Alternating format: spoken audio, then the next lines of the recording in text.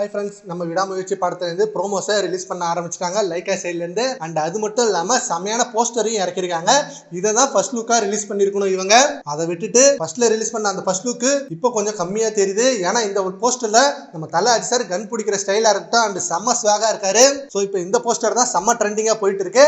And நம்ம AK fans எல்லாம் February 10th செம்ம வெயிட்டிங்ல இருக்காங்க. இன்னும் 10 days தான் இருக்கு. வேற லெவல் செலிப்ரேஷன் அண்ட் வேற லெவல் ப்ரொமோஷன் நம்ம ஏகே ஃபேன்ஸ் சைட்லேருந்து பயங்கரமா நடக்கும். இது ஒரு சைடு இருக்க லைக்கா சைட்ல இருந்து அவங்களோட ப்ரமோஷனையும் ஆரம்பிச்சிட்டாங்க. ஆல்ரெடி விடாமுயற்சி டீம் நிறைய இன்டர்வியூ கொடுத்துருக்காங்க. அதுல மகிழ் திருமணி கொடுத்த இன்டர்வியூலாம் வேற லெவலா இருந்தது. அண்ட் அவரோட தெளிவான விஷனை செம்மையா சொல்லியிருந்தாரு. அண்ட் அஜிசார் கூட ஒர்க் பண்ணதை பத்தியும் அண்ட் விடாமுயற்சி படத்தை பத்தியும் செம்ம சுவாரஸ்யமா நம்மள ஹைப் ஏத்துற அளவுக்கு செம்மையா பேசியிருந்தாரு இன்டர்வியூல. அண்ட் இந்த படத்துல நடிச்ச ரெஜினா கசன்ட்ராவும் அவங்களோட பங்குக்கு செம்மையான இன்டர்வியூஸ் கொடுத்துருக்காங்க.